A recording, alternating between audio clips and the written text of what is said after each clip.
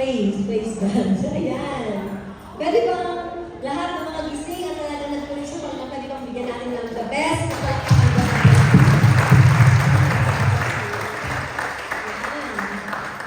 Wow, praise God. Maliwanag pa. Praise God. Ayan. Mapagpalang umaga po sa inyo lahat. So, I'm Pastor Cathy, the supervising pastor of J1 Musafa, and on behalf of the J1 Musafa family, we'd like to welcome back yung sa iba, yung kulay sa isa, kasi hindi ko matandaan yung pangalan. Pero welcome kay Bro Elmer, and si Sis March, and si Sis Kim. Tama? Sis Kim. Ayan, kaya ko lang natin yung Lord sa buwan nila. Ayan, praise God. Alam ko wala ka maganda na rin yung ng Panginoon. Excited ako, kasi medyo mahaba ko. Hindi, yung ano lang to, pero napakaganda, napakalaman ng pag-uusapan natin ngayon. Okay? So, before we proceed, can we all declare our covenant rule, chapter 4, verses 18 to 19. 1, 2, 3. The Spirit of the Lord is upon me, because He has anointed me to preach the gospel to the poor. He has sent me to heal the brokenhearted, to preach deliverance to the captives, and recovery of sight to the blind, to set at liberty them that are bruised, and to proclaim the acceptable year of the Lord. For our God, His name is Jesus. He is the Anointed One. Parang hindi ko kaya kumingin sa mata ko. Mag-recitation ba ako mamaya? Yan. And then of course, ang ating kultura. Ito yung sa biyaya ng Diyos is nilalakaran natin ang ating character bilang parte ng J1 Musafa family and as part of the body of Christ. 1, 2, 3, I am blessing. I am deliverer. I am a good follower. I don't destroy, I build. I am not seasonal. I appreciate everyone and everything. And I'm part of something big. I am in partnership with Christ, and I am not extreme. Talagang internalize natin yan, no? Every day, let's assess ourselves. Are we really a blessing to other people, or hindi ba tayo seasonal lang na kapag masarap malamig eh, parang masarap matulog pa sa higaan. Season mo na ngayon, next week na lang kasi simba. But anyway, ang pag-uusapan po natin ngayon ay nakita nyo na kanina, so wala na akong ano pa. So let me just proceed. So we begin here in the UAE, or maybe from Dubai to UAE, to Abu Dhabi, o kaya sa ang Emirates to Abu Dhabi for several reasons, no? And especially from the Philippines, I think ito na yung tatlong major reasons kung bakit tayo pumupunta rito sa UAE. Or sa kahit ibang bansa, pero let's be specific with the UAE. Una is, ano yung first reason bakit tayo pumunta sa UAE? Pera! Sino dyan mga mga pera? Sino dyan? Di ba? Ano mga pera? Dati. Yan. Hello! Kaya naman tayo willing na iniwan yung ating meron because we would like to sacrifice and yun nga, para makapag-provide. Siguro hindi dapat pera, dapat future, no? Kaya parang maganda-gandang pakinggan, hindi mo ang pera, kundi we're looking forward sa future. Tama ba? Okay. And then, pangalawa naman is because of our, tingnan niyo yung mga kasama niyo, bakit kaya nandito yan? Because of their families. Di ba? Yung iba dyan, si ate nandito, hinila si kapatid, si kuya nandito, hinila si jowa, nandito, hinila yung jowa, tapos yung mga naging mag-asawa rito na ng anak, wala ginawa tagapag-alaga ang kanilang mga nanay, ayan. Di ba? I mean, by God's grace. So, yan yung tatlong major reason. Kaya yung dalawang reasons kung bakit tayo napunta rito. And the third is, ano yung pangatlo? Ay posible tayo ay may tinatakasan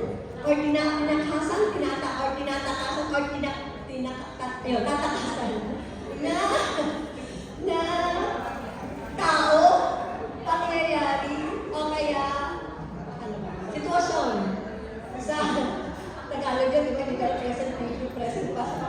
Ayun. So the third reason is because posible na tayo ay merong tinakasan na sitwasyon or tao sa pinanggalingan natin. Not necessarily from Philippines, but maybe from Dubai, kaya ako nandito. So we don't know. But this is why I'm asking this, because our scripture for today, ang pag-uusapan po natin is about sa isang, ano ba ito? Yeah. Ay, hindi, balik kami sanay talaga dito, no? Okay, is, ano ba ito? Ayan. Maliit pala. Ayan, ang ating pagsasabi po ay runaway. Bakit yung nagtawa, no? Nagkakita ng mga mukha yung piling nila ay nag-run away. Wala, lahat tayo ayan. So, tingnan mo lang katabi mo. Hindi yan, hindi yan run away. Okay? Okay, praise God. Okay. Sige, mamaya tayo mag-run away. Ano ba ibig sabihin ng run away? Ano ibig sabihin? Ano yung Tagalog ng run away? Parang lumakas, no? Or tumakbo palayo. Yun. So, run away, ibig sabihin, a person is running away. From pwedeng lugar, pwedeng pangyayari. So, you're a runaway. One word na runaway dahil ikaw ay you're running away or you ran away from sa isang sitwasyon or sa tao. Okay? So, sino kaya rin ang makaka-relate sa pagiging runaway nila? Okay. Kasi ako rin po ay isang runaway. Okay. Okay, so the reason why I'm asking this is because today we're gonna discuss this beautiful, napakaganda nito, no? Actually, it was first exhorted by si Sister Rochelle. Ano ba si Rochelle? Sister Rochelle, nung isa sa mga dawn watch or prayer meeting, and then I was really touched by this. Kasi nabasa ko na to, pero while she was reading, talagang naiyak ako kasi it just reminded me of my first love to Jesus Christ. No? So, yun nga, this is from the book of Philemon. Yan. Kasi pwedeng Philemon, pero ang sabi dyan ay Philemon. Sabi nga natin Philemon. Yan, sa Philemon, na isang chapter lang ito, at I think 25 verses lang siya. So, it's actually a letter. Kasi kung makapansin natin, siya yung pinaka-maiksi. So, babaybayin natin siya. Please bear with me. But, siya yung isa sa pinaka-maiksing letter ni Paul sa New Testament. Okay? So, simulan na natin ang pagbaybay. Ayan. Wala na kasi yung aming ganun-ganun eh. Bumalik na kami sa traditional. Kaya ito yung aking phone ay ayan. Okay. Ready na ba kayo? Pakisabi ulit. Runaway. May yung parang feel na feel mo, runaway. Ayan. Okay, so to begin with, before ko, i-review ko yung mga characters na involved sa letter na ito, okay? O, tama ng runaway dyan, okay? So, una, yan. Ito yung tatlong characters na babanggitin natin throughout the episode. One is si Onesimus, sabihin natin Onesimus. Siya yung runaway.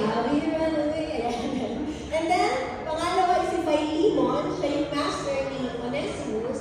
And yung pangatlo is si Paul, siya yung mediator. Okay? So, hindi ko siya isa-isayin for now, but as we go along the episode, is papakilala natin ang kanilang kwento at anong kaugnayan nila sa kwento. So, let's start kay Onesimus. Onesimus, it's a Greek term, ang ibig sabihin ay useful. Ano yung mga sabihin mo? May pakinabang ba ako? May pakinabang? Oo, may pakinabang ka, kaya ka nag-exist. May pakinabang ka, lahat tayo may pakinabang, okay? Huwag mo nang pagudahan ng sarili mo. You are useful, okay? So, ibang pasadahan ko lang itong two verses na to. Sabi, I appeal to you to show kindness to my child, Onesimus. So, si Paul ang sumusulat at sinusulatan niya yung master ni Onesimus. And I became his father in faith while here in prison. Onesimus hasn't been of much use to you in the past, but now he is very useful to both of us. So, mamaya ako sabihin sa inyo kung bakit nasabi ni Paul na dati wala siyang kwenta, ngayon may kwenta na siya sa atin. So, sino ba si Onesimus? Ready na kayo? Yan. Okay. Yan. Si Onesimus ay isang slave na ran away. Siya po yung isa sa mga, sabi ko panahon na yan, panahon ni Paul, ay may about 60 million slaves dun sa Roman Empire. So, piliin nyo, talamang na talamang ang pagkakaroon ng alipin by that time. Sabi nila, sabi ng isang, ano ba slaves, no? So sabi ng isang Bible scholar, yan, a slave was not a person, hindi ka tao.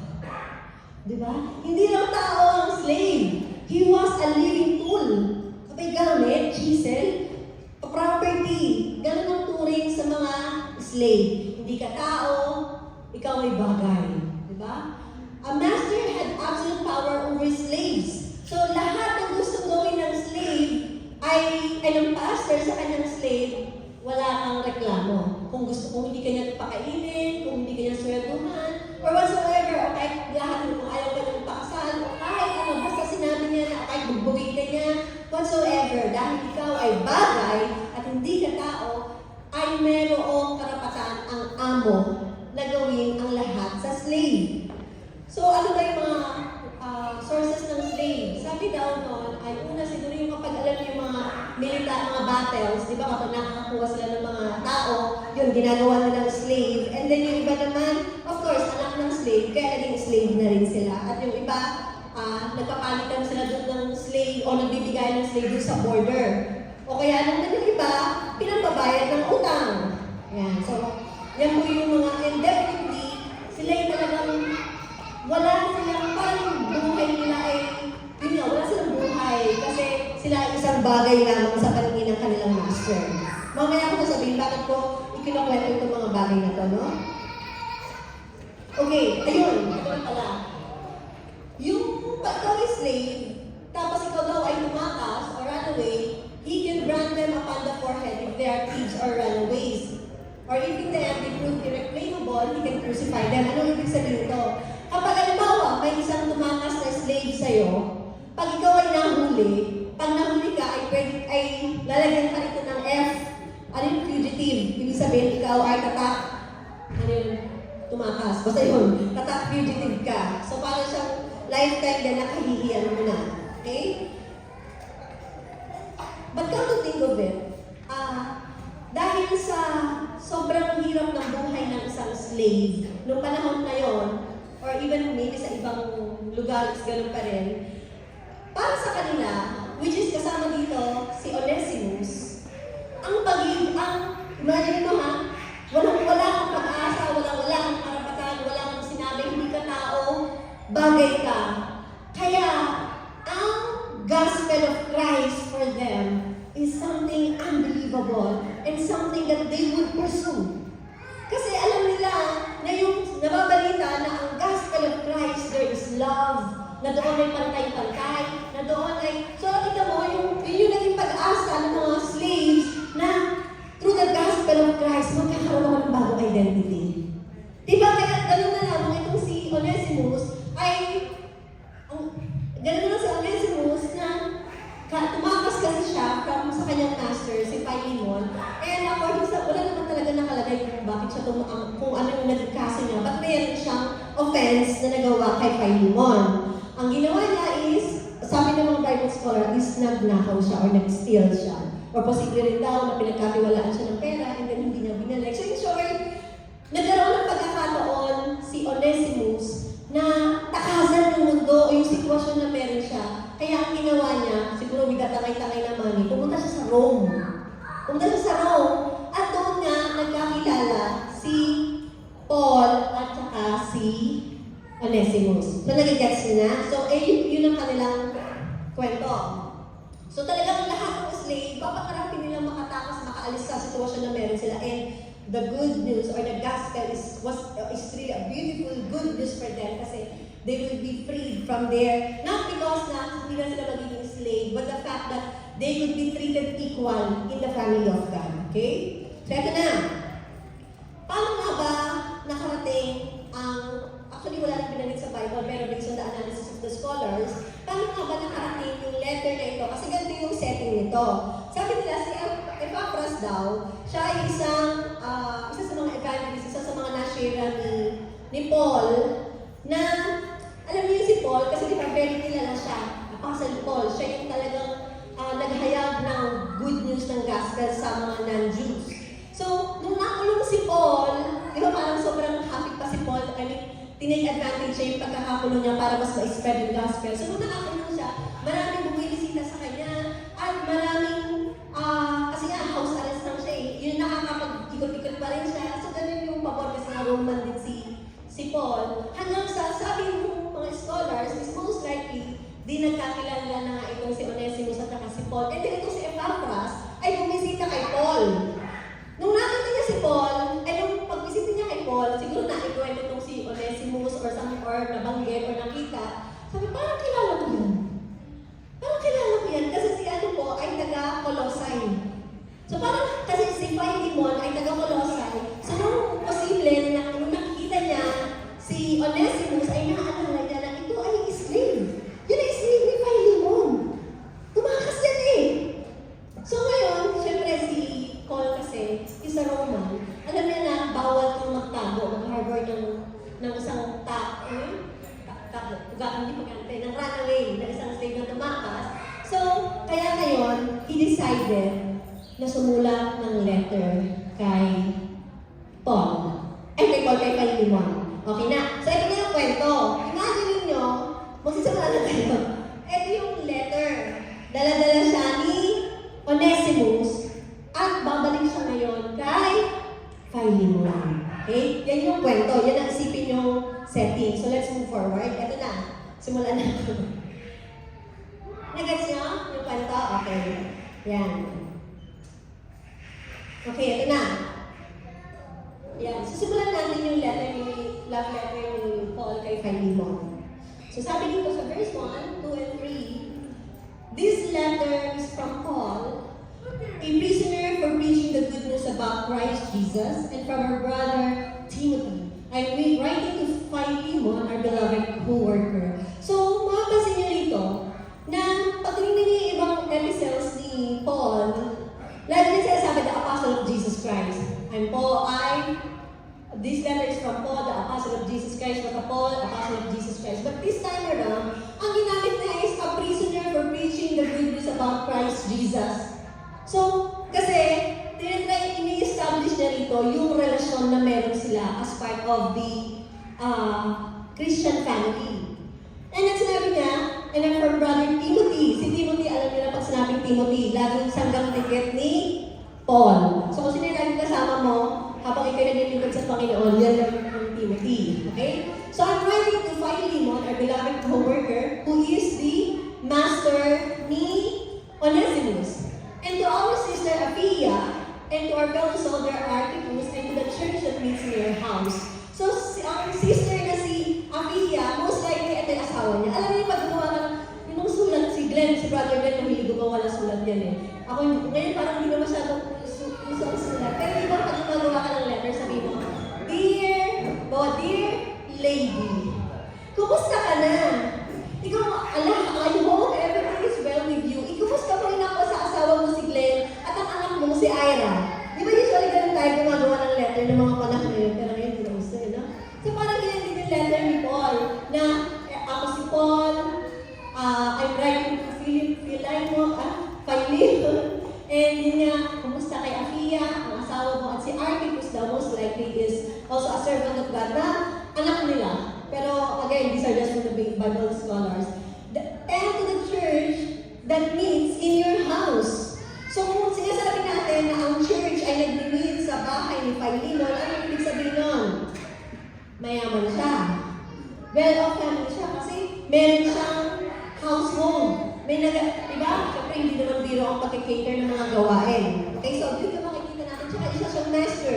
So ibig sabihin, meron talaga siyang pera. And then verse 3, may God our Father and the Lord Jesus Christ give you grace and peace. Now, let's move forward. Dito na tayo. I always thank my God when I pray for you, Philemon, because I keep hearing about your faith in the Lord Jesus and your love for all God's people. Diba pag nagpa-pray tayo, ito yung nakita natin kay Paul, ang hindi niya mag-pray para sa ibang tao. And then, whenever he prays, he always thank God. I thank God for your life. Kasi ini-imagine, alam niyo, ito yung isang malaking biyaya ng Lord na sasabihin mong achievement mo sa paglilingkod sa Panginoon. Kapag nakita mo na yun yung pinagkabiwala sa iyo ng Panginoon or yung dinala mo sa church or na inintroduce mo kay Jesus, ay makita mo lumalago. So, kapag nakikita mo lumalago yung mga tao na yun,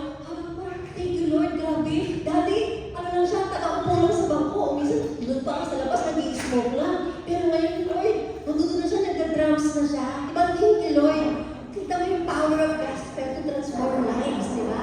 So, ganun si Paul na sinasabi niya na, I thank God, Philemon, pag pinagpapray ka, pinapasalamatan mo talaga ang Diyos. Kasi alam mo ba, naririnig ko, ito yung magandang marites, naririnig ko ang tungkol sa iyong pananampalataya tungkol kay Jesus Christ. At yung pagmamahal mo sa mga tao na nagmamahal sa God's people, sa church. Kasi alam niyo po, kapag ikay nakakilala sa Lord, pupunan ka ng Diyos ng pag-ibig eh.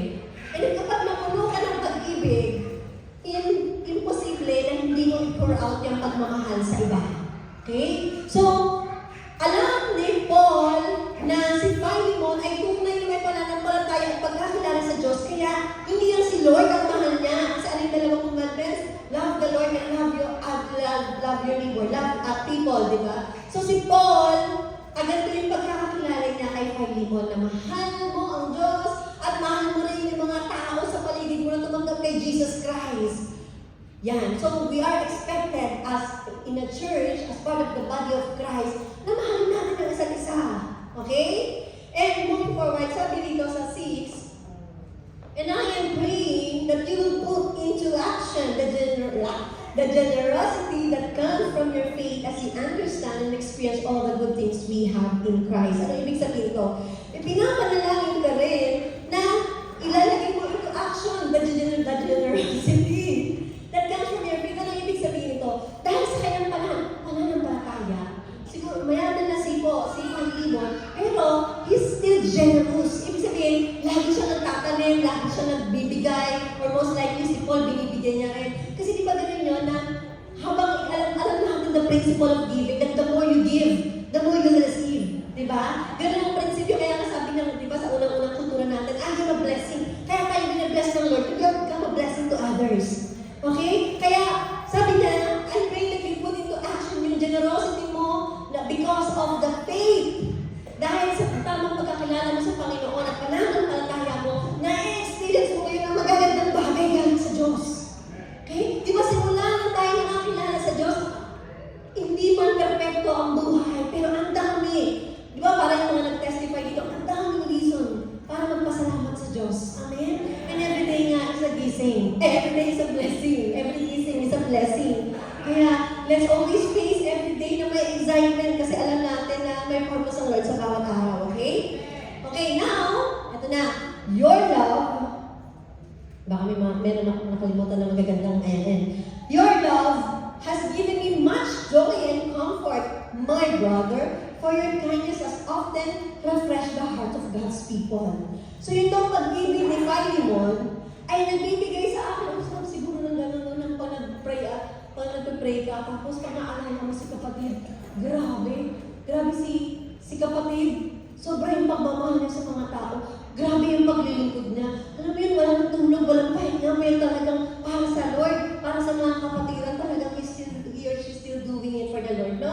So, your love has given me much joy and comfort, my brother, for your kindness has often refreshed the hearts of God's people. And most likely din, si Philemon nga, is mahilig siya magtanim. And di ba, ang pagtatanim ay isang paraan ng pag-show natin ng pagmamahal sa ibang tao, lalo na those people who are in need. So, it refreshed the hearts of people.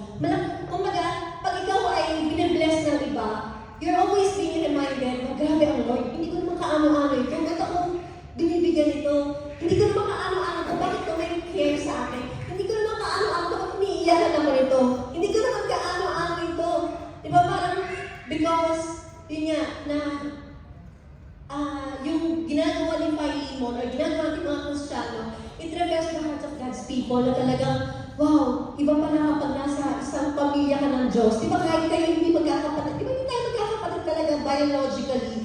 But there's still bonding within us. Kasi we know na we have a connection na meron tayong isang Diyos na the head of this church is Jesus Christ. That's why, kapag nakikita natin yung mga kapatiran natin, hindi kapatid. Di ba makapansin? Parang it's natural for you na mahalin. Kahit dito sa church, ay walang mayaman, walang mahirap. I mean, of course, may mayaman, may iba-iba ng status. But if you will see kung paano natin i-approach ang bawat isa, hindi yan sa sweldo mo, hindi yan sa position mo.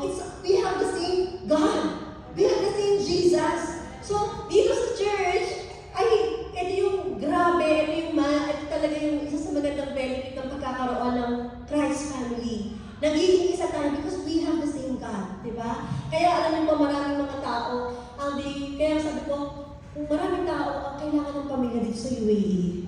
Kasi maraming tao yun nga, posibleng nag-run away from their past or something. And they needed someone. Kaya po ako'y super blessed na ako'y kinupok ng JA1 family. At dito ko nararamdaman at even sa lahat na bawat isa na really God is alive. Kasi hindi ko nakilala ng mga taong to. Ano ba ito panalangin sa akin, talim ng talim sa akin. Diba? Diba? It is really because of the love of God. Okay? Okay, punta na tayo sa next. Saan na ba ako? 7 pala. Okay, next. Ay, ano ito? Yan. Yan. Hala, hindi ayaw. Isa pa. Ay. Yan. So, ito na yung susunod ng letter. Part ng letter. So, yung first part niya, una, introduction. Then, yung pangalawang part niya is, yung pasalamat ko sa Diyos, ang kabutihan mo, ang pananampalataya, ang pagmamahal mo, yung parang ina-highlight niya kay Philemon kung gaano siya binago ng Diyos, no? Kasi, bakit kaya? Kasi, ito yung may susunod. Nag-ayos talaga. Wait lang lang. Yan. Yung susunod is, i-move ko na. Tagal na din. Ay, ito na. Ay, sorry, kumin na agad. Sorry naman. Kasi nawala na yung ano natin. Pang automatic ngayon, bumalik tayo sa kanire. Yan, sorry naman, sinasali sa tayo ng oras. Okay, let me just proceed. Yan, characters natin, kay Onesimus, si Philemon na tayo. And then, dito na tayo. Yan. Therefore, although in Christ I could be bold and order you to do what you ought to do, yet I prefer to appeal to you on the basis of love. It is as none other than Paul, ang matandang si Paul, and now also a prisoner of Christ Jesus. Imagine niyo ulit, na si Onesimus ay lumapit kay Philemon. At kung nakita siya ni Philemon, ito yun eh! Ikaw yung tumakas kong servant eh! Ikaw yung nagnakaw sa akin. Alam mo, ano man yung reason eh. So, malamang, hindi mo makontrol yung emosyon mo. Malamang, pero, wait lang. Ito yung reenactment lang na parang sabi siguro ni Onesimus, wait, may ibibigay ko ako sa inyong love letter. Ito na. Binuksan niya na yung love letter, so pinigil niya mo na yung galit niya. Then, binasa niya na ito. And then, yun nga, biglang pinaalalahanan siya ni Paul na ikaw ay faithful, ikaw ay pagmahal, lahat ng mga ay minamahal mo. Ngayon, sabi ni Paul, therefore, although in Christ I could be bold and order you, kasi nga, siya ay nakakilala sa Panginoon, si Philemon because of Paul. So, alam siya ay spiritual father. So, bilang spiritual father, pwede niya sabihin na, ano nangyari? Pwede niya sabihin na, oy, kaya ka pinagpapala ng Diyos dahil dahil sa akin, ha? Yan, dahil nakakilala ko sa Lord, kaya ka ganyan. Pero hindi niya ginagamit yung gano'n. Kasi ang sinabi niya, ito na ba yun? Ito na ba yun? Ito pa pala, yan. Pero, sabi niya, pwede kong gawin yun. Kasi, no, spiritual tatay mo ako to, si Paul. Pero, ang sabi niya, I prefer to appeal to you on a basis of love.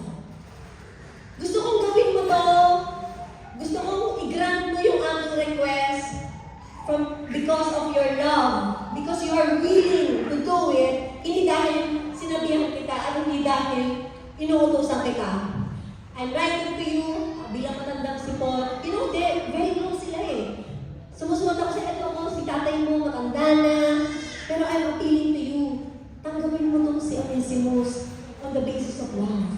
Kasi this is how to resolve conflict, no? Na kapag pala may mga conflict, huwag natin, kailangan ng basis natin lagi is yung foundation natin is yung love. You're gonna do this dahil may pagmamahal. You will correct people, you will approach people, you will say things to people out of love. Hindi dahil ikaw ay nasa authority, ikaw ay magaling, tagal ka ng Kristiyano, but because the love of Jesus is in your heart, kaya very, na yan sa puso mo na hindi kita pipilitin, pero alam ko na dahil sa pag-ibig ng Diyos, ay alam mo kung anong dapat mong gawin. And eto na nga sinabi niya, I appeal to you to show kindness to my child, Onesimus. Ano kasi ni Paul?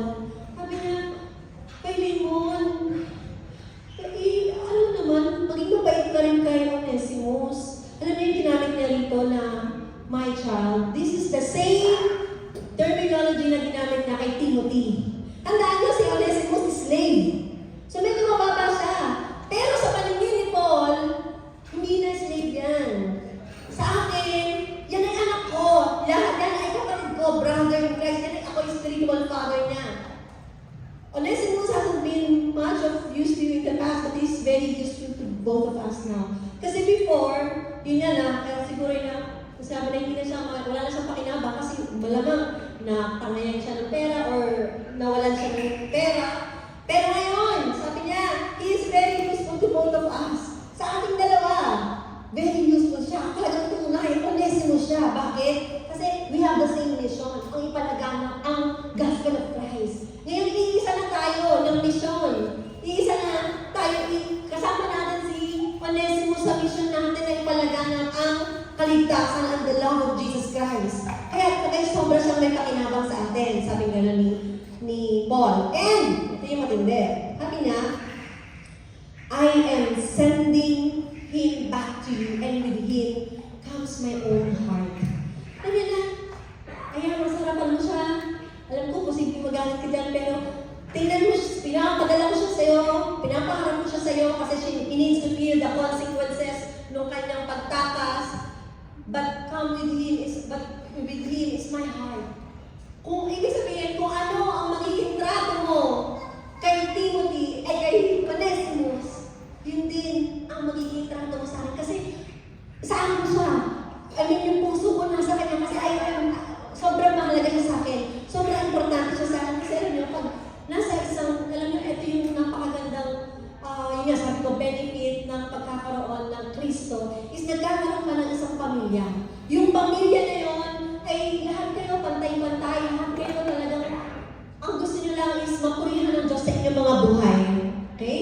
Now, medyo bibilisan ko na sa 30 minutes na po.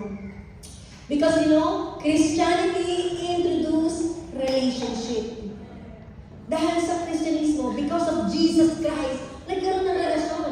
Which is true. Napansin nyo, sa pamilya nyo na walang Kristo, sabog-sabog ang mga relasyon. Pero pag nagsimula na si Jesus Christ ay pumasok sa buhay ng isang pamilya, grabe yung pagbubuo niya, yung pag-aayos niya, di ba? Kaya, grabe yung power of Jesus Christ, power of gospel, na kaya nitong buuin, na kaya nitong ayusin ang lahat ng sira. At there's really, nagkakaroon ng relationship na lagi naman gustong-gustong sirain ni Satanas. Okay? Now, let me move to the next one. I think nasa kalahati na tayo.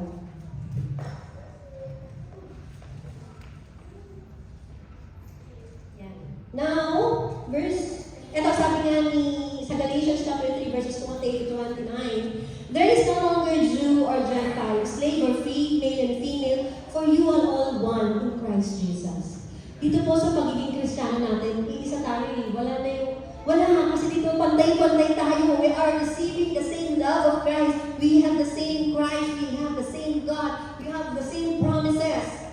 And now that you belong to Christ, you are the true children of Abraham. You are His heirs, and God's promise to Abraham belongs to you. Okay? Now, balikan niyo yung kanina. I wanted to keep him. Ito, sabi niya rito, nabasa ko na 11:12 kanina. I wanted to keep him here with me while I am in this change for preaching the good news, and he would have helped me on your behalf. Gusto ko talaga gusto ko siya nandito na lang sana siya. Ayaw mo na siyang isuli. Kaso nga lang, kailangan ko dahil ikaw naman talaga ang nagmamayari sa kanya. With due respect, he belongs to you. Pero imagine niyo, ano kaya magiging reaction ni Philemon na ito yung tao, ikaw, yung tao nakagawa sa iyo ng kasalanan, matinding kasalanan sa harapan mo. May isang, sobra, lahat na ng pananamit, lahat na ng pagkasabi na hindi maganda, lahat na ng paninirang puri, lahat na ginawa. Tapos may isa na nag-mediate sa'yo na napakahalagang tao, halimbawa sabihin mo, the for now is yung parents mo. Anak, huwag mo namin. Kasi di ba parang, dahil mataas yung respeto mo sa nanay mo, parang napapawi yung galit mo dun sa ano, kasi nga, nire-respeto mo yung nagkasalita sa'yo. So, ganun din. Si Philemon, nasa posisyon siya.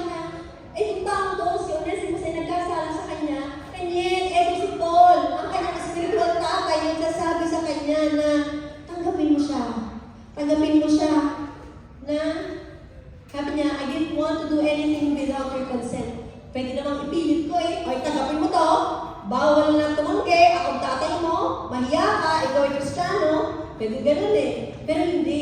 Out of your love, the basis is love. Na gusto ko na sa'yo mismo manggaling. Gusto mo tulungan. Dahil kung si Onesimus ay tulungan mo. Kasi you're willing. Tulungan mo siya na magbagong buhay. Tulungan mo siya na patuloy na maglingkod sa Diyos na kasama mo.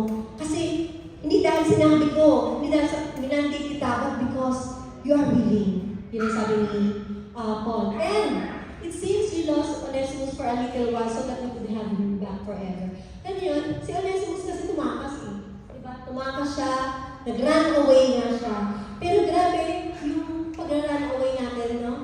Minsan ginagamit, I don't know, but for me din, alam niyo naman yung story namin na nirun away ko rin yung aking asawa kasi lagi kaming away ng away. So, tinry ko maging scapegoat tong UAE. Pero dito ako sa UAE rin, pinuli ng Diyos, no? So God can transform your most challenging circumstance into a season of redemption and salvation. Sa panahon na ikaw ay may tinatakasan, sa panahon na ikaw ay lumayo dun sa mga bagay na magpapasakit sa'yo, sa panahon na ikaw gusto mo muna, hindi lang wait. Gusto mo muna mapag-isa, ay doon ka pala babaguhin ng Panginoon at doon ka pala imimit ng Panginoon at doon magsisimulang kumilos ang Panginoon sa buhay mo. Tama ba? Okay. So, I think matatapos na po ako.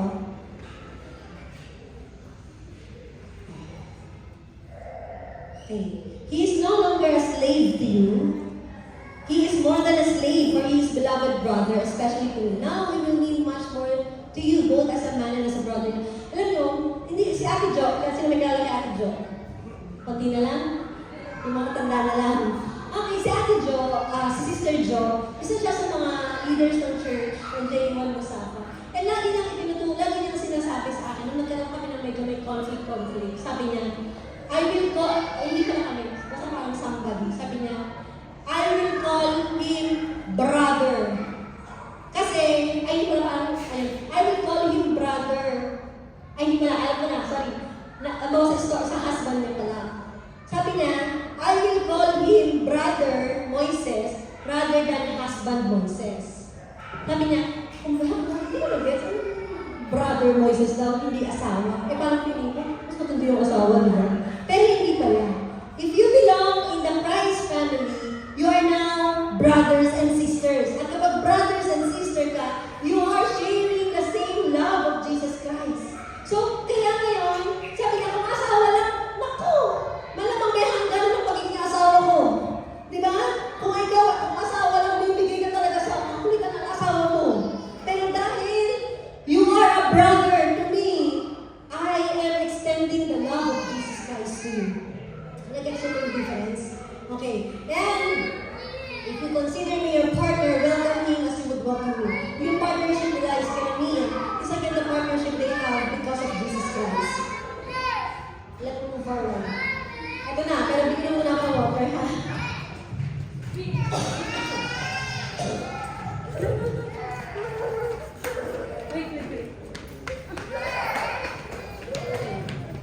Ito po yung isa sa mga verses na talagang malaking impact sa akin.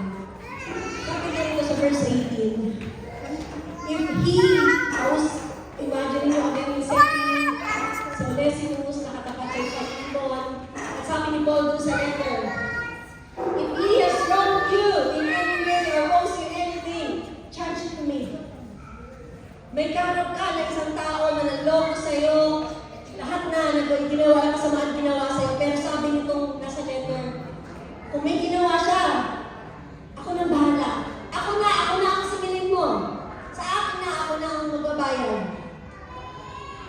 I Paul write this with my own hand. I'm gonna pay it. Calculating mo yan, magkano yan. Kasi mayaman si Paul eh. Calculating mo yan, lahat ng damage permission ni Onesimus. Ako na, sa akin mo na siya i-charge. And I won't mention that.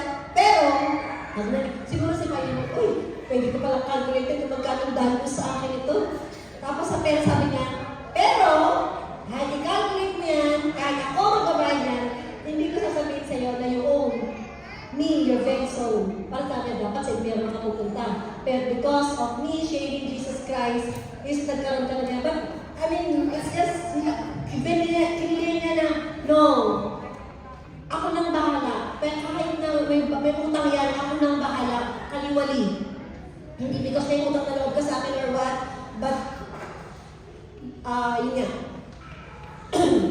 Okay, next na po tayo. I think last na to. Yes, my brother, please do me this favor. Si Paul is madalas ang dami ng instructions, pero yung pabor is napakadala niyang humiin. Give me this encouragement in Christ. Sabi this time, ako naman ang gusto kong maranasan ni Onesimus ang ma-encourage dahil makakalasip siya ng kapatawaran sa iyo. And I am confident as I write this letter that you will do what I ask and even more. Wala na siyang kahit na mga pakwento-kwento niya. Alam ko, sigurado ako na mapatawarin mo at natanggapin mo itong si Onesimus. One more thing, please prepare kasi nga, sabi niya, you could do even more, humingi pa siya ng guest room kaysa pupunta siya. So dito po ako, gusto ko i-share sa inyo ito. Anong nangyari after nun? Yan na yung dulo nun, parang yung letter na lang sa dulo. Hindi natin alam kung ano ang nangyari kay, sa titignan sa Bible, wala nakalagay kung anong nangyari kay Onesimus.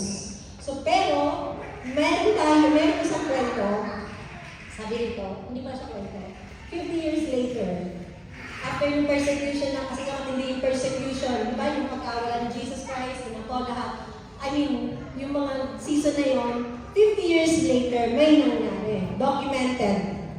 50 years later, si Ignatius, one of the great Christian martyrs, ay mapunta siya sa Rome from Antioch. And siya ay gumagawa ng sulat papunta sa Asia Minor, sa Turkey.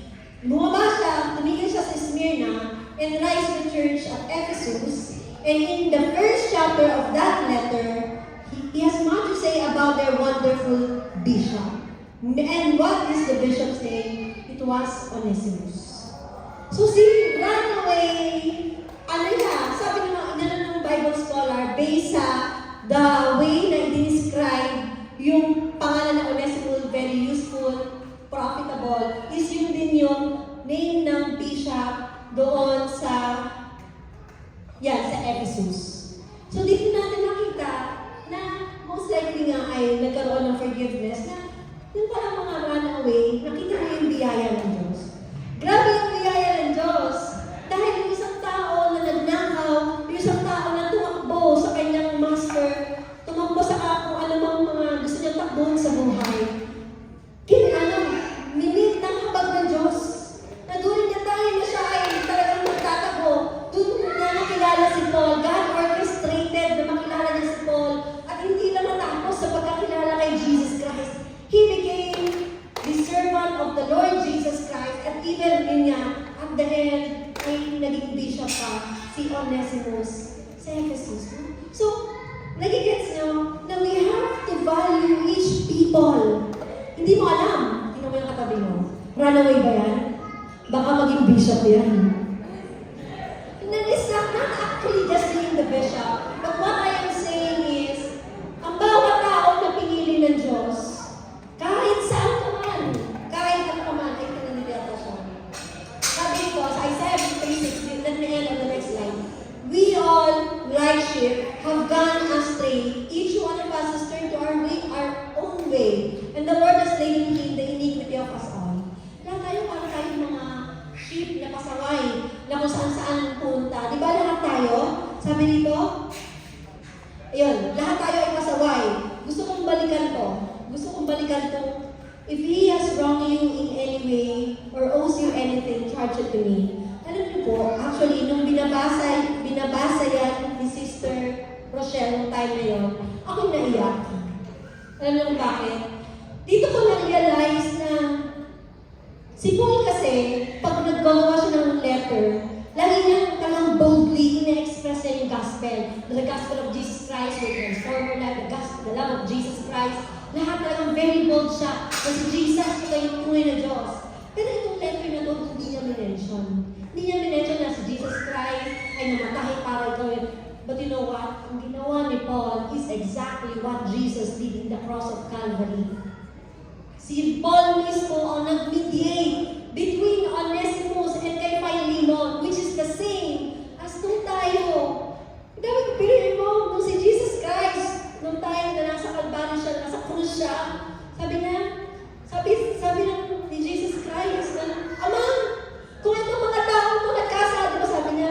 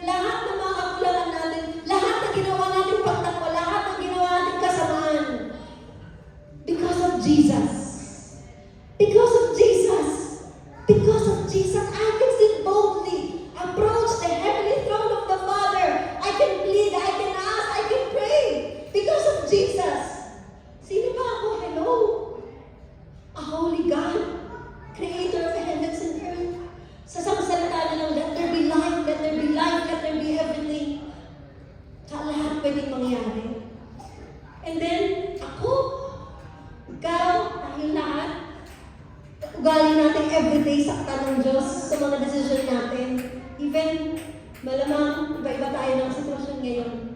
Pwedeng ikaw ay nakasimula pa lang ng pagkakakilala mo sa Panginoon. And you're trying to run away dun sa pinanggalingan mo. Or pwede rin na ikaw yung matagal ng Kristyano. And you're still trying to run away from your calling. Ay, nga muna ako, pastora. Busy ako. Hirap-hirap mo maglingkod. Ang hirap, may anak ako. May kapatid ako. Lahat na nandito. Buong pamilya namin nandito. May issue sa Pilipinas. Pastor, pahinga muna ako. And you're trying to run away from God's calling. I'm always reminded. Alam niyo po, every time I look at each one of you, lalo na yung mga matatagal, every time I look at each one of you, I'm being reminded when we promise to the Lord that, Lord, I will give my life to you. During the MGR, I will never forget any MGR moments that you said to Jesus that I will give my life to you, Jesus. I will serve wholeheartedly.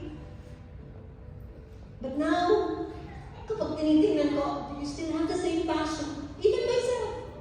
I still have the same, alam niyo, when we understand what Jesus did in the cross of Calvary, mahihiya ka sa Panginoon eh. Sobrang tindi ng pagmamahalan niyo na Diyos siya, pero we are neglecting His Lordship dahil pinipili mo pa rin yung gusto mo. Pinipili mo pa rin na yung gusto ng flesh mo. Pinipili mo pa rin i-set aside yung calling mo. Kasi tao ka. But remember when you said yes to the Lord. When you said, Lord, I will give my life to you because you understood what Jesus did in the cross of Calvary. And Paul, nung sinabi niya to kay Limon, ano mang kasalanan ito ni Jesus sa'yo, gaano mang kamahal yan, gaano mang kabigat yan, ako na. Sagot ko na yan. Ganun din si Jesus. Sabi niya kay Father, Lord, baka alam ko, makasalanan ko, pero kahit anong kasalanan niya, mula bata, hanggang sa ngayon. Basta alam ko, tinatagap niya ako bilang Panginoon at gusto niya magpabago. Sagot ko na siya. Sagot ko na yan, Lord. Sagot ko na yan, Father. I pray. Grabe yung power of grace of the Lord. But sometimes we are trying to neglect it. We're trying to neglect our service to the Lord. Grabe, let's always go back to our first love. Doon sa cross. And the first time that you said yes to the Lord, that you gave your life to Jesus. Ilang taon na ba yun? 1 year, 2 years, 3 years, or 10 years? And we're all run away. Lahat tayo. Sabi ko nga, doon sa Pilipinas or dito, may tinatakasan ka. But if you are called because the reason why you are here is because you are called. You only have either to accept it or reject it. Huwag na, mabuhay ka na sa sarili mo. Huwag mo na pahirapan sa sarili mo. Sige, totally reject Jesus Christ kung yan ang gusto mo. Or, you can decide to accept Jesus Christ and let Jesus Christ become your mediator and transform you. Glory to glory. Transform you the way that God wants you to be. Let the glory of Jesus, yung punuin ka ng pag-ibig ng Diyos. Dahil you can run away, but God will keep on pursuing you. No matter what, kahit anong pagtakbo mo, kahit anong papasantabi mo dyan, He will keep on pursuing you. Because He laid down His life for you. Buhay niya. Buhay, magpapakababa ay ginawa ni Jesus Christ because every soul matters to Him. Sabi katulad na sinabi ni Paul, that my heart is with Him. Siya ang puso ko pala. Yan. So si Jesus Christ is saying, you are my heart. You are my very heart. I will not give up on you. You might keep on running, but I will keep on pursuing you. Okay? So now may I ask everyone to, let's stand up and let's give glory to God. Can we give the best clap of praise to the Lord?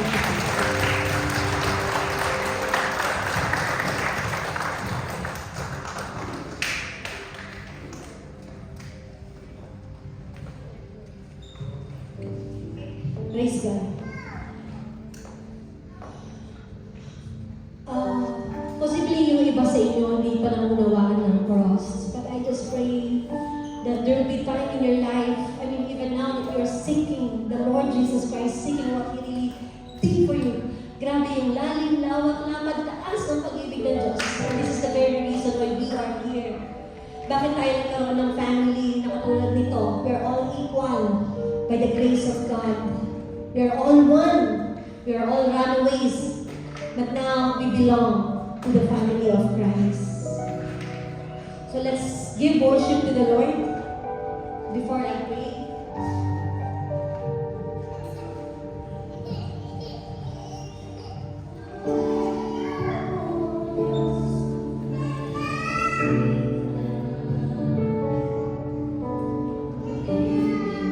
I suggest to just close your eyes and sing from your heart. Kung hindi naman alam yung lyrics, just listen to the song and let the word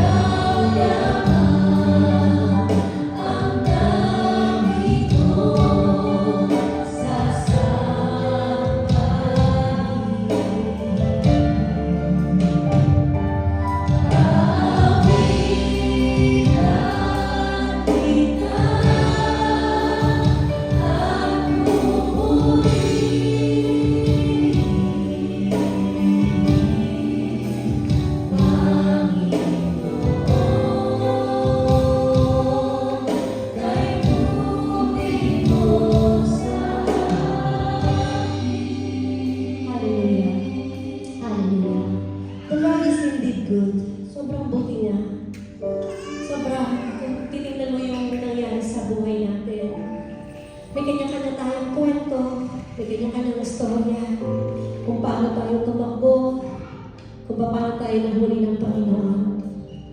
Hallelujah. Hallelujah. Thank you, Lord God. Lord, marami pong salamat sa iyong salita na nahayag ngayong umaga nito.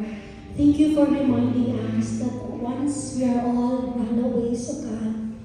Kaya sa oras po nito, God, ikaw po ang mas nakababatid ng sitwasyon ng iba. I don't know.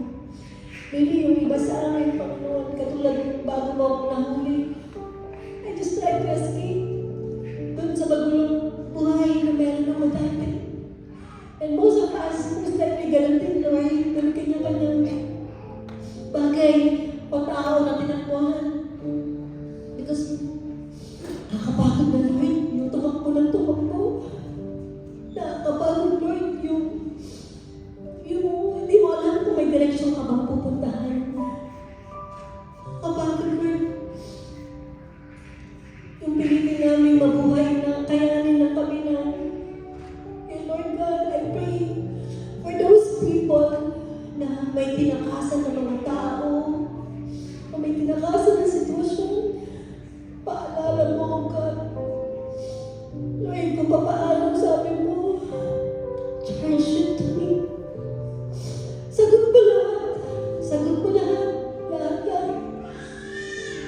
Lord God, hayaan mo panahilumin mo ang lahat ng mga pain na naranasan ng bawat isa sa pagtaas doon sa mga sitwasyong iniwan nila.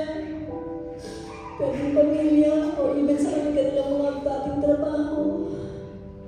But Lord God, hayaan mo nang tatagpuin mo kami. At kayo din, Lord, marami sa amin dito, Kristiyana, na matagal na namin kakilala. Matagal na kami tumanggap sa iyo. Pero dumarating pa rin kami sa time, O God. Nagpilit pa rin namin tinatampuhan ng iyong pagkakatawag sa amin. Kaya Lord God, I just pray that you bring us back to the cross. You bring us back to the first time that we said yes to you. And the first time that we offered our lives to you, O God. Ngayon, kung paano may kalindilan ba't naging maayos yung buhay namin? Kung bakit naging mabuti? Lord, sana huwag makalimutan ng bawat isa that you're still the same God, longing for a true worship, longing for a true sacrifice, longing for a true love. Lord, I pray na yung bawat isa na tinawag mo, Lord, yung puso namin, bigyan mo rin ng sigla sa paglilingkod. Bigyan mo yung sigla sa aming mga puso, Panginoon, para maglingkod sa iyo at sa mga tao na pinagkatiwala mo sa amin. And Father, I also pray that ang bawat isa, Panginoon, na tumanggap sa iyo, hayaan mo na maging humble. At Lord, hindi kami mataas, we're all one in you. And even sa church na ito, O God, hayaan mo na maging basis ng church na ito, and even other body of Christ is the love. Is the love coming from you. Purihin mo, Panginoon, ang puso ng bawat isa. Purihin mo, Panginoon, ang paglilingkod ng bawat isa. Purihin mo, Panginoon. Purihin mo, Panginoon. Purify us and make us worthy. Cleanse our hearts, cleanse our minds, kung ano mga basura, mga polusyon na nailagay ng kaaway sa aming mga puso at isipan. Lord, linisin mo ito at iparamdam mo sa amin na sobrang pagmamahal mo na kahit gaano kami karami noon, you made us brand new. Puti, kasi puti ng niebe. That you intentionally forgot those sins na ginawa namin. That you intentionally forgot those dahil kinikilala mo kami bilang bagong nilalang as we accepted you as our Lord and Savior. Kaya Father, I pray, O God, sa bawat isang naririto, Lord, kaya mo na mahalagasan namin ang pag-ibig mo. The cross, the power of the cross, let it be revealed in the name of Jesus. The power of cross and the power of gospel that we are supposed to be in the eternal death, but because of what you did in the cross of Calvary, we have received the grace from you, O God. Hindi kami karapat-dapat, pero dahil sa biyaya mo, dahil sa biyaya mo, nandito kami ngayon, naglilingkod sa iyo, nagsisilma, umaasa, nagtitiwala sa iyo, O God. Kaya Father, purify us. Hayaan mo that we can give you the best worship, the best life that we can offer to you. Ayaw na po namin tumakbo. Kung may tatakbuhan kami, is we will run to you, Jesus. Run to your arms, O God. We will not run from people. We will not run from situation. But we will run to your arms, waiting for us, O God. Hallelujah. Hallelujah. Hallelujah.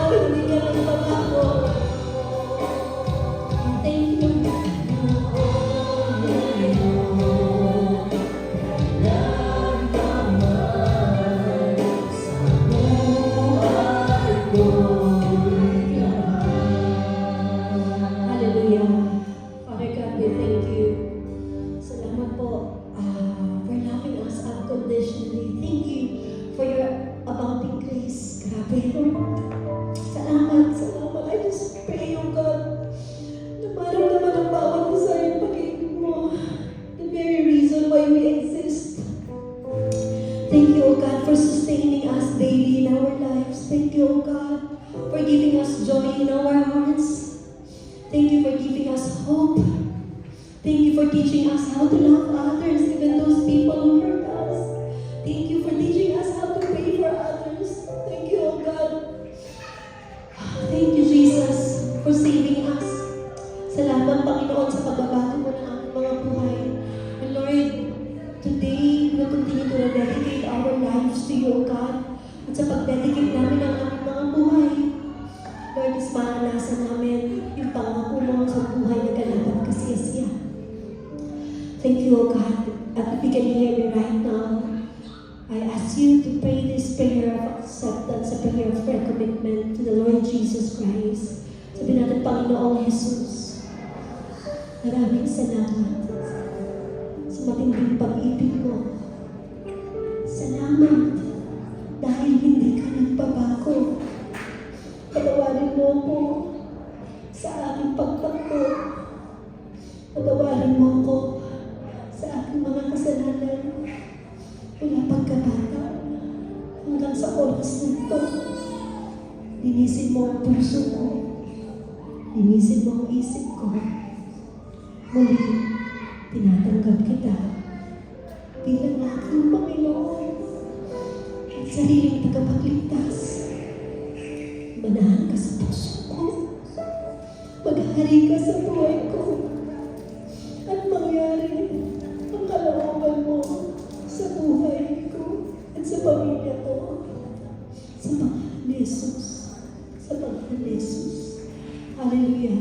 Lord, maraming salamat po sa buhay ng bawat isa. Thank you, O God, at wala po namin ang bawat isa sa amin ay Onesimus. Kami po ay lahat ay kagamit-gamit sa iyong harapan. Kami pong lahat ay kagamit-gamit, Panginoon, even sa church na ipinagkakiwala mo sa amin. At kaming lahat po ay kagamit-gamit sa mga tao na pinagkakakiwala mo sa amin, even sa mga tao na wala pang tamang relasyon sa iyo. We pray, O God, that you give us the desire and the burden na sumunod sa mga pinagkagawa mo to boldly share the good news, the great news of the gospel of Jesus Christ, the powerful gospel that can transform lives, that can bring transformation, and that will bring glory to your name. Lord God, maraming salamat po. Patuloy ko po pinagkakatiwala ang bawat isang narito. I pray na mas lalo ka po namin mahalin ang higit kaysa dati. And Father God, we entrust our lives to you, our families, our properties, all aspects of our lives, even ang aming mga trabaho, ang aming pamilya, that no weapon formed against us shall ever prosper in the name of Jesus. Lord, I declare the hedge of protection for everyone who is committing his life to you, O God. In the name of Jesus, Lord, maghari ka, mangyari ang kalooban mo, and I declare that as we continue to commit our lives to you, we continue to receive the rapid harvest, the rapid transformation, as we will continue to experience the rapid glory of our Lord, Jesus Christ, and our Savior. We give you all the praises, glory, and adoration. In Jesus' name, amen.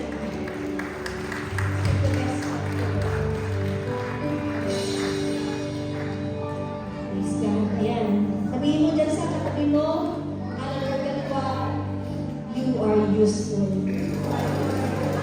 Ikaw ay si Onesimus. Okay. Praise God. Diyan tayo magdadabo na sa Holy Communion. And may I ask, alas na sila. And may I ask, yung po mga bago po natin, si Brother Elmer, si Sister Marge, and si Sister Kim, to please go to our VIP room area. Pastors, ordaining pastors, could you please assist? And Sister Jen or Sister Kim, yan, up, yan. Before we proceed to our communion.